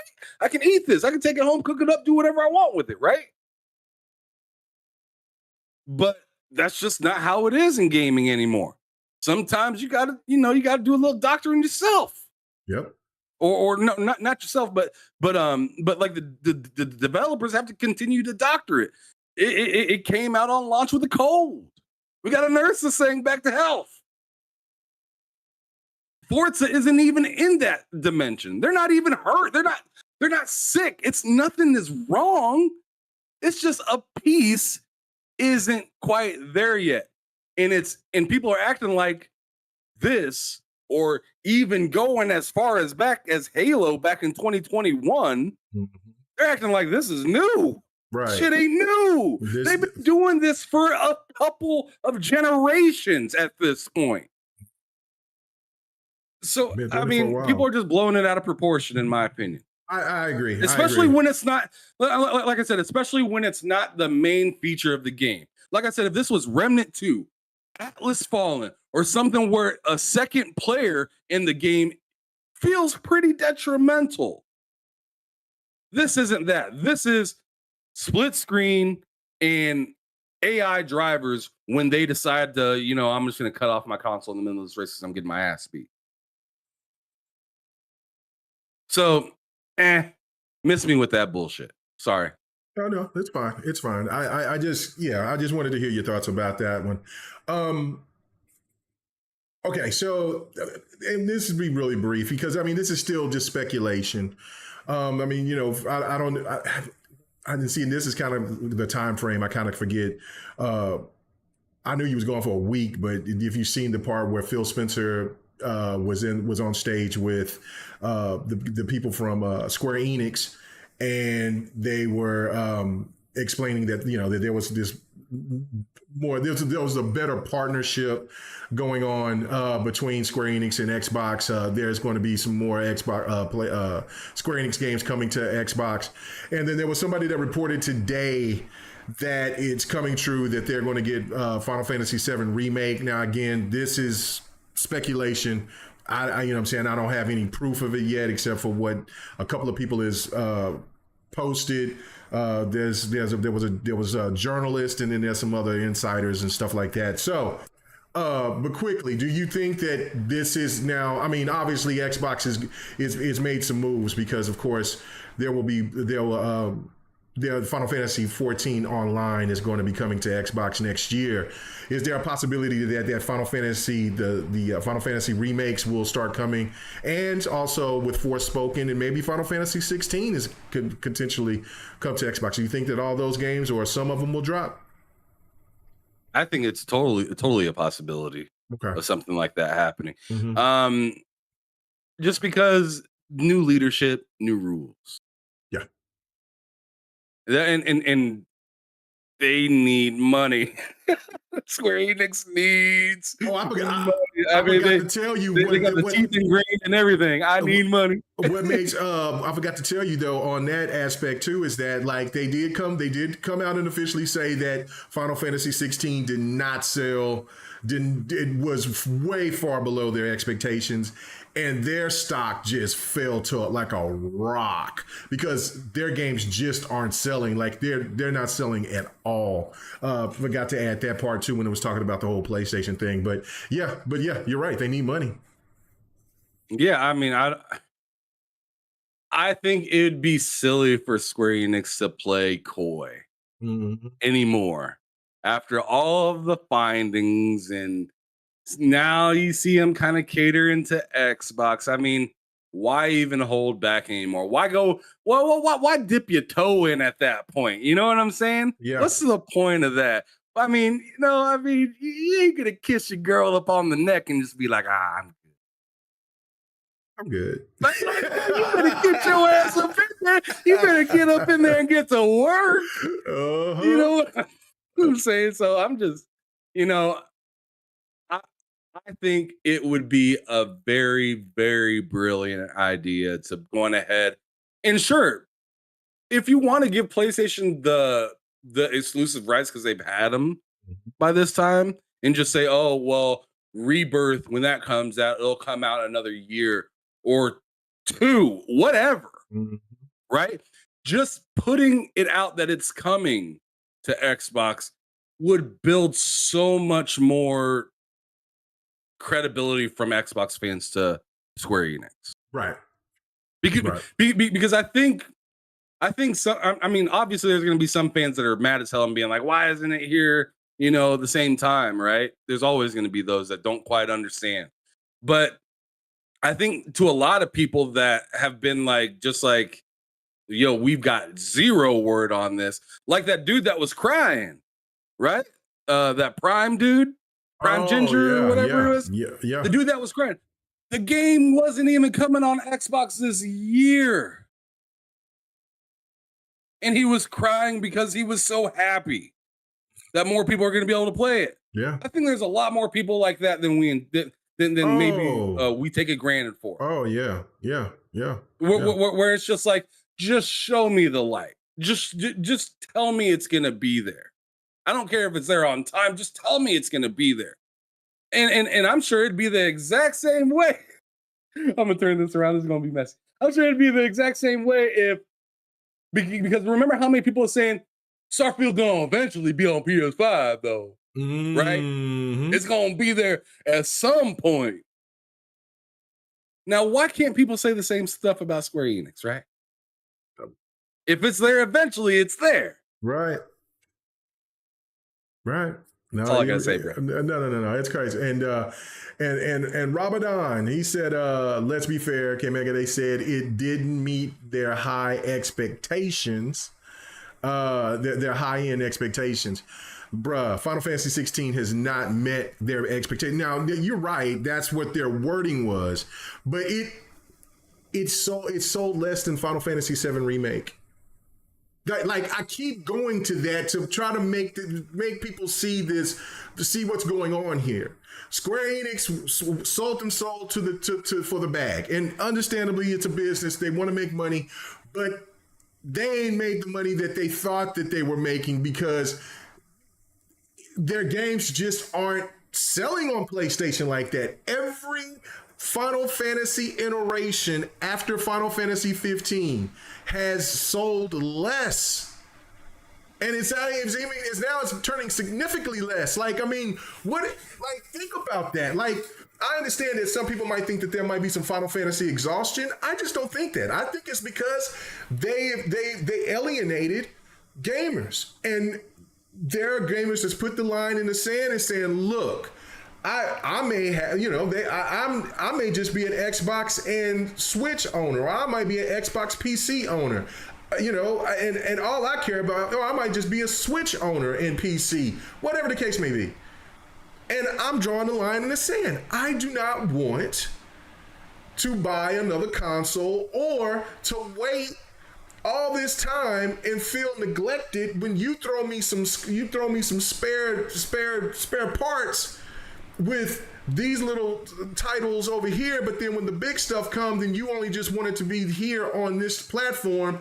And it worked last gen. It worked for PlayStation like nobody's been. It doesn't seem that it's working now. Now it could be. Why? I think it's the $70 price tag for one. But what else? I think it's that as. So here's something to think about a little bit. Mm-hmm. The PC expansion, adding things to be available on PC, and then also having your main competitor start to look good in the graces of people, have maybe shifted a little bit of things around. And then also, I think Square Enix fell into this trap because of all of the scalping that was going on, right? Yeah. You see them console purchases being way up there. Sony did the same thing, right? Yeah. We see our consoles are selling like crazy. Why are we selling more consoles than we are games? Yep. Final Fantasy 7, big deal. Mm-hmm. But you know why it was also a big deal? Because the competitor was fucking off. Xbox was down horrendous. Yeah, last few years it was bad. The last few years in last gen was bad. And I don't think people realize how much steam PC picked up this generation compared to last generation. It's night and day compared to the people that own PCs. How many people on Twitter were talking about PC gaming last generation? I'm sure there was a lot of people out there that were PC stands, but I don't remember Xbox and PlayStation fans talking about PC gaming like they are. No, not like they are now. Yeah, you're right. So I just think the the widespread of gaming, the way it is going to PC more, kids playing on phones and stuff like that. Xbox is doing better. PlayStation stagnant. You can't be stagnant. You can't be stagnant in this ever-changing thing. They waited to make a move after the generation started already. Too late. So now they're riding the coattails of the PS4 into this generation. Square Enix thought they could continue to ride that ship. They had to jump off. Yep. It's just simple forecasting, really. But I mean, it's definitely hard to do at the level of business that somebody like PlayStation or Xbox is at. That's why you don't see Xbox just walk in the building and just become number one overnight. No, because that's just not how it works. You can be the richest person on the block and still look broke to everybody else. Yep. So it just kind of is what it is. But yeah, I think that's about it. Yeah, no, I mean, no, you're right. Like, I don't know. It is, it's a big possibility. It's great. I mean, I've always kind of held that stance. I kind of lost it after like, I think at the beginning of this year, like, man, I've been saying that it's going to come, that Final Fantasy Remake is going to come, but man, that dropped to like 5% at the beginning of this year. Like, bro, I just don't see it. Sony is holding on tight to these titles. But it does seem that we're in some pulling away though. Well, yeah, but this is also the hearing brought so much to us content creators of getting so much information of where Xbox has been trying to compete, but they haven't had it for whatever the various reasons that they couldn't do it last gen. But now, after Call of Duty, after they said what they said about Call of Duty, I can only imagine what other deals look like. Well, and then just look at that. Like the one thing that we always were asking, and especially last gen, was like, man, why is Microsoft not trying to hold Xbox down? Like, what is the problem there? But it was the old staff that was there that didn't give a shit about Xbox, just looked at it as a toy. And a little bit of, ad revenue. I mean, a little bit of ad, a little bit of cash, nothing serious. And they cared more about Windows, but because of what Phil Spencer done. And this is why, again, that the stands cannot stand us talking about Phil Spencer. And as I've said before, that when this is all said and done, Phil is, I think, seriously, next to Miyamoto, I think I said his name right, the head of Nintendo. It could go down as the best gaming CEO of all time. Like, I mean, bro, like the man has took Xbox from being at the brink of being bought out by something else, or just going away, or just becoming a publisher, or just, like Sega, to looking at this situation is stepping up and making deals like this to get people to question if Sony's might isn't as strong, is strong, and Sony's hand, I should say, is as strong as people has been suggesting. Like, I mean, they have put a lot of chinks in the armor in the last, starting off in 2018, but now it's really starting to show. And if they keep on making these deals and the games that's been locked down keeps coming to Xbox, there is no question in my mind that Xbox is not only trying to go for PlayStation's throat, trying to get that number one spot. They are trying to obliterate PlayStation to a point to where they will submit. I'm really actually thinking that at this point. I know that somebody will take these clips and use this and put this as stand banter. But I think that now, since Microsoft is behind Xbox, I think that we heard how Xbox has really been trying to operate behind the scenes with Matt Booty saying, look, we want to shut them down, we want to crush them and all this other shit. I think they're going to play nice from the outside, but scheme to make PlayStation be vulnerable as they've ever been. I really honestly think that. I do. All All right, last one. Gamescom. Xbox said that Xbox is going to, Xbox is saying that they're going to have a big presence at Gamescom. Said this is going to be the biggest showing for them ever. Do you have faith in that, or do you think it's just that's kind of like just to talk to get people to just to get people to talk about it and to just watch? Do you think they're really going to come out there and show out? I think they're going to because it's so close to Starfield. Mm-hmm. Yeah. So I think they're going to definitely show out. Okay. There's that. There is, remember, they had, I think it was like on like one of their showcases or something like that. Mm-hmm. That little like, that moment with the team, the Ukraine team, right? Mm-hmm. Where they were talking about how like you remember how they were talking about like what they were going through and development and stuff like that. And I think this would be a good time. Like if they're back in a good spot, there'd be a good time to like kind of have a party, like a ceremony kind of thing. Mm-hmm. To bring them out and be like, yo, look at what they've been because they've been talking about Stalker 2 being there. I believe it's going to be in a demo, right? Yeah. It's going to be a playable demo for Stalker 2. So why wouldn't you want to go all out for that team that you wanted to be day one into your Game Pass service? And they went through everything that they went through. On top of that, like I said, Starfield, you got Forza that's going to be coming out. There's a lot for Xbox to celebrate in this specific situation. And I kind of take a little bit of that with advertising because I think they're trying to get people hyped for Gamescom and whatnot.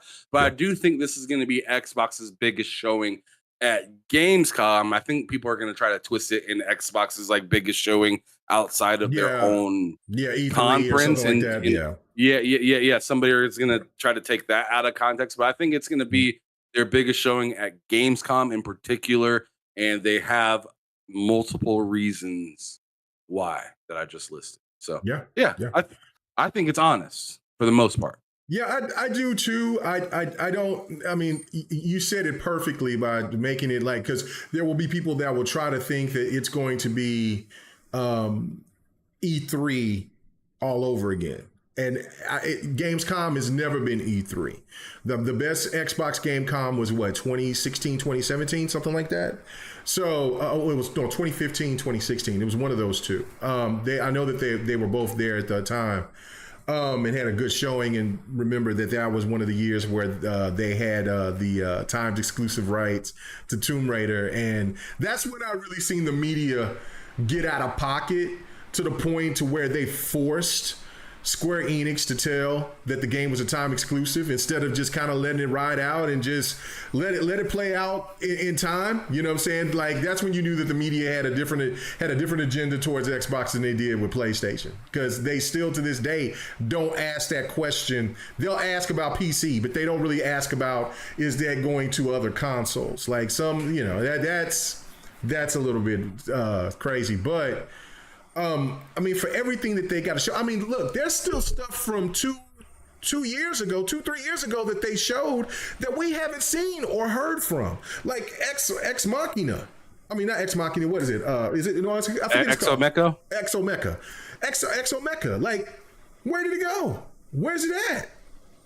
I mean, you know what I'm saying? So there's plenty of other games for them to show and to talk about. So like, and of course with Starfield, like, I mean, it's going to be the week prior to the release of Starfield on September 1st for the people who paid for the premium version of it, or that get it on Game Pass and paid the $30 for the premium version. So they're definitely going to have a presence there. And for the rumors that Stalker 2 could possibly come out in September.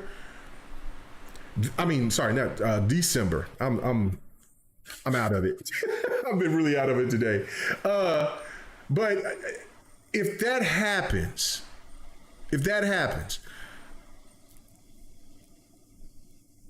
how good of a year did Xbox have?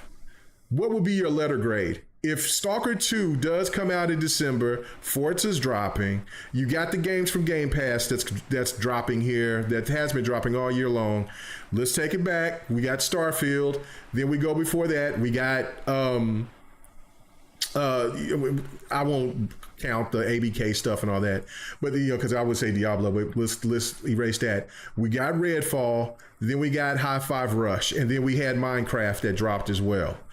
What letter grade do you give Xbox if Stalker 2 does land this year?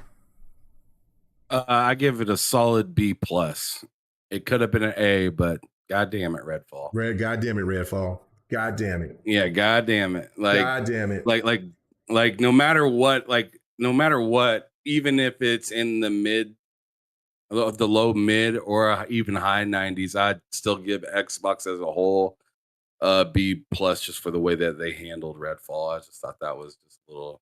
That was disgusting. I mean, yeah. I mean, you got to be honest, right? You got to be honest, and I feel like that would be me being honest. What else do you think that they could show at Gamescom? I really Forza. don't know, man. Like maybe see, I don't even know because. Yeah. The reason why I'm not just going to sit here and list off games is because I think Starfield is just so much on their mind and making sure that thing rolls out. I don't think they're going to disrupt it with like, oh, Hellblade fighting or anything like that. Like as dope as that would be, well, I don't see them at some capacity because the actress that plays Senua, she's going to be there. Yeah. She's going to be there. So. I just would be really surprised to see that Senua. Yeah. So yeah, I'd be stoked, but by God, I'd be watching it repeatedly, right? Right. Oh, I want to see what that fighting looks like.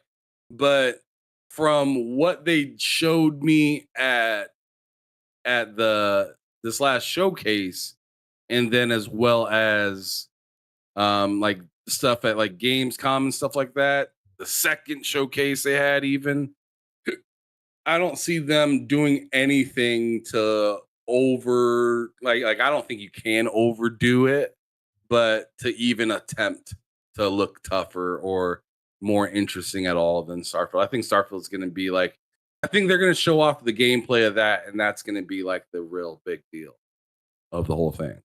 Yeah, for sure. Okay. All right.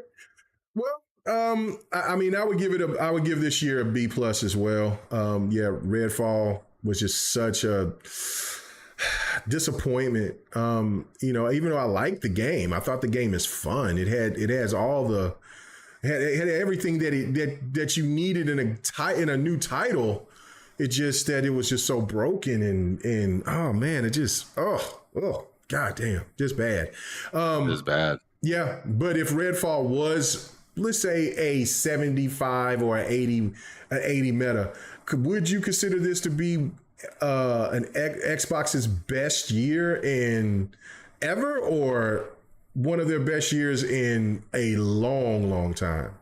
I think it would be. I like, even with the bad Redfall drop or whatnot, if Xbox finishes out the rest of this year with excellent Starfield, Forza's excellent, great Game Pass games and stuff like that, I still would say this is one of like probably top 3 years for Xbox.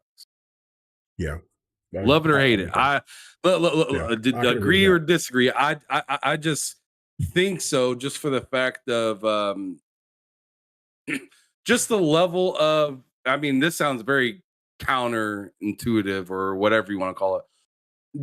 The preparation, and this really only matters after Starfield comes out. But if they can show that they took care of this game like they said that they did, that's it right there. Yep. Then then I'm easily throwing this as one of the best years for Xbox because it's doing good inside and out, right? So with PC, Game Pass, the and most of all, the games that's been coming out with the deals that they've been striking. I know you didn't want to add it, but I'm going to. The Activision Blizzard deal. That whole thing, if that told me anything, if the Activision Blizzard deal told me anything, it was that Xbox ain't going down without a fight. Right. And that's what I've been asking to see from Xbox for years now. That's what a lot of people's been asking. I've been like, where's that dog at? Where is it at? And it showed up in the court papers. Right. Oh, and how could I dare? Shame on me. Forget about Killer Instinct updates that's coming in fall. How dare I? I might jump that up to an A minus. I might jump that up to an A minus. Let's go! Oh shit! So excited, that man. Oh man. Oh my goodness. I'm so excited about Killer Instinct getting that. We'll definitely have to talk about sometime next week, or maybe sometime later on this week, about other games that Xbox needs to bring back from the Xbox One generation. I mean, there's just too many gems from the Xbox One generation that Xbox is sleeping on. And we can even talk about like 360 games as well. But I mean, Xbox One had some really good games. I think that they would do a lot better if they got second chances. And seeing that Killer Instinct is definitely coming back. They're going to be working on making Killer Instinct 2. That's not going to come no time soon. But the update for Killer Instinct 2013, that was, and then bringing Iron Galaxy back, that was music to my ears. That was so I was so giddy that whole weekend. The whole week actually. I was just happy. Just finally glad to hear it coming back. So anyway, but thank you guys so much for checking us out. Ham Solo, where can they find you at, brother, man? Glad to have you back. Oh, man. You know what I'm saying? The slander will be delicious Friday. We'll have another female guest coming on, since we're celebrating all types of female gamers, content creators and gamers alike. Doom Cutie will be coming on. You know what I'm saying? Be our first time coming on GRG. Looking forward to that. Just got to watch out for dirty old men like Sir X-Man. Got to keep him in line. But other than that, Ham Solo, where can they find you at, brother? So yeah, you can find me at TSWS Gaming. I'll put it here in the chat so you guys can click over there and take 2 seconds out of your time and just hit that subscribe button. And what you'll get out of that is being able to continue this show next week on Monday, because this show goes to K Mega's channel and back to my channel. Yeah. Every week we go back and forth. So definitely check us out over there. I'll put it in the chat here in just a second. But yeah, that's where you'll be able to find me, TSWS Gaming. I do shows Tuesday, Wednesday, or actually Tuesday, Thursday, and Friday on that channel when I'm not doing the crossover on there that week. So you'll be able to find content over there. Tuesday, me and Loke just kind of catch up on what's been happening towards the end of the week last week and early this week. He always has some really weird shit to talk about, so definitely tune in and see that. And then on top of it, on Thursday, I got Behind Them Sticks. Various different people from all over the globe come there, talk about their gaming history and how they got into gaming. I've talked to some newer content creators all the way up to, you know, people like Seamus Blackley and Jerry Hook, creator of or not creator, but designer of like Halo and stuff like that. So I've talked to various people. Make sure you hit that link right there. It's in the chat right now. Go ahead and click that, hit that subscribe button. I appreciate it a lot. We're on the way to 1,000 subscribers, and currently right now we're sitting at 752, which to me is amazing because I started out this year at 400. So I must be doing something right. Doing something right. Doing something right. It is good stuff. Also, Thank you, Mike Johnson. Yeah. See you soon. Venomous Viper. Is that slander, Mike? Is that slander, Mike? He might be. Yeah. That's he's been messy most of the podcast. No, we enjoy the mess. Oh, I do. Over on TSWS Gaming. I enjoy the mess here. Just like K Mega loves the slander. I tell you what. It gets pretty messy over on TSWS Gaming too. It does. It definitely does. Let me read what Viper said. I didn't even get this. I missed it. Sorry, Viper. Did you get drawn TJs? I thought I did, but I'll reread it again. No, I didn't. As a matter of fact, thank you for telling me that. What he said, what I said on GRG about the overclocking, liquid metal, and overheating was correct. Put respect on my name. Good God, boy, that man was. Oh, and drawn TJ. I want to. Oh, dyslexia. TJ. Drawn TJ. Did it again. Yeah, I was just about to do it again. Hi, guys. I'll catch you guys on demand. Appreciate it. Come and check us out a little bit later. Check and see if anybody else. Okay. No. All right. Well, put respect on Venomous Viper's name. Please do. And Messy Mike, you can come back over here and subscribe. Glad that you subscribed to TSWS, you know what I'm saying? Go support those brothers over there and sister, you know what I'm saying? Cozy and her bird, her cockatoo. Go support them. Man, please support everybody. You know what I'm saying? Hopefully I'm going to reach out to Don. I seen him here, pop in here earlier, see if we can go ahead and do some Devin the Gamer this week. You know what I'm saying? And then I need to hop back on some Halo, man. I need to. I finally got done with Forspoken. It is done. It is complete. You know what I'm saying? I really enjoyed the game. I really enjoyed it. I gave it an 8 out of 10. And when I first played it, I was giving it like a 4, 5 out of 10. And then when that combat starts cooking, shit, that game is fire. I really do. I can't wait for Xbox gamers to get an opportunity to play that game. And they might not like the story so much, but they'll love that combat. That combat is fantastic. But anyway, thank you guys so much. If you haven't checked out last week's GRG, please go check it out. I did a My Thoughts video, did 2 of them. I did one talking about fighters, then also did one talking about this whole Baldur's Gate 3 craziness. It's pretty wild. But we'll see you guys here later on in the week. And I also did Fight Night Sunday. I did it on Twitch. I didn't do it on YouTube. Did a couple of hours there. So if you wanted to go check me out, me playing and fighting for my damn life in Street Fighter 6, go check that out as well. Thank you, guys. I will see you next week on Ham Solo's channel when we do the crossover. Go check it out, man. We out.